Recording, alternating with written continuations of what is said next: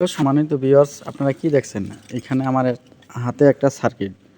এই সার্কিটটা মূলত গেল এই ফ্রিজের। এই ফ্রিজের গেল আপনাদের দেখানোর সুবিধাতে আমি এই ফ্রিজের যে স্ক্রুগুলো আছে সব আগে খুলে নিছি। এখানে এটা প্রবলেম ছিল আমার সার্কিটের। এই যে আমি এটা খুলে আপনাদের সরা দিচ্ছি কীভাবে খোলে। এই যে আমি এই ঢাকনাগুলো খুলে দিলাম। এখন গেলে এই যে সার্কিটটা দেখছেন, এই সার্কিটটা খারাপ হয়ে গেছে। আপনি গেল এই সার্কিটে গেল পাওয়ার পাচ্ছে না, মানে ফ্রিজটা চলতেছে না। এখন আমি এই ফ্রিজটা সার্কিটটা পরিবর্তন করে দেবো ইনশাল্লাহ। আমার ফ্রিজটা ওকে হয়ে যাবে। এর মূলত এই সার্কিটের বেশি কিছু না, এরা শুধু হিটার আর কুল হিটার, এরা সার্কিটের মাধ্যমে ঠান্ডা হয়। বেশিরভাগ প্রবলেম হয় এরা গেল এই যে ফ্যান মোটর, এই ফ্যান মোটরের সবচেয়ে বেশি প্রবলেম হয় এইগুলার। আর গেল সার্কিটেরও হয়। এইগুলা পরিবর্তন করে দিলে এইগুলো অতি সহজেই এইগুলা কাজ করা যায়। পরিবর্তন করে দিলেই ওকে হয়ে যাবে।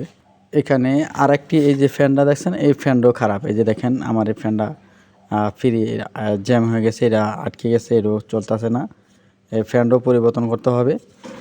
এরা সম্পূর্ণটাই পরিবর্তন করতে হবে। ফ্যান, সার্কিট আর যে ময়লা আছে, এই ময়লাটা আপনি গেলে এইভাবে পরিষ্কার করে দেবেন। তখন গেলে আপনার গেলে হিটটা ভালো কাজ করবে। ঠান্ডাটাও যদি আপনার হিট যদি দ্রুত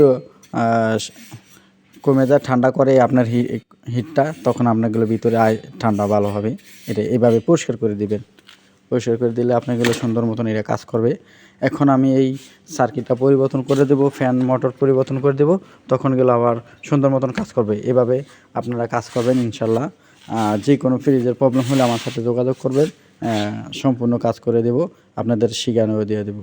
আল্লাহ হাফেজ। আমি এরা এখন কমপ্লিট করব। হ্যালো ভিউয়ার্স, আপনাদের যে একটা ফ্রিজের ভিডিও দেখাচ্ছিলাম, এই যে দেখেন এই মিনি ফ্রিজের এই সার্কিটটা প্রবলেম ছিল, আর একটা হলো ফ্যান মোটরের প্রবলেম ছিল। আমি দোনোটাই পরিবর্তন করে দিছি। এই যে দেখেন, এই যে এই ফ্যানটা পরিবর্তন করলাম, এই ফ্যানের প্রবলেম ছিল, সার্কিটের প্রবলেম ছিল। এখন আমার দেখেন এই যে সব কিছু, এই যে ফ্যানটা চলতেছে দেখেন। আমি আপনাদের সামনে দেখাচ্ছি। এই যে দেখেন, এই যে দেখেন আমার ফ্রিজের লাইট ধরছে, ঠান্ডা হবে ইনশাল্লাহ। ফ্রিজটা রানিং করলাম, রানিং করার পরে দেখেন 1 ঘন্টার মতন চলছে। চলার পরে এই যে দেখেন আলহামদুলিল্লাহ, দেখছেন কি পরিমাণ ঠান্ডা হয়ে গেছে ফ্রিজটা। এই যে দেখেন, এই যে দেখেন আমার ভিতরে +10 টেম্পারেচার থাকবে। এটা ভালো ঠান্ডা হয়েছে সম্পূর্ণ ফ্রিজটা। যে দেখেন আমার এই কন্ডেন্সারটাও ভালো হিট আছে।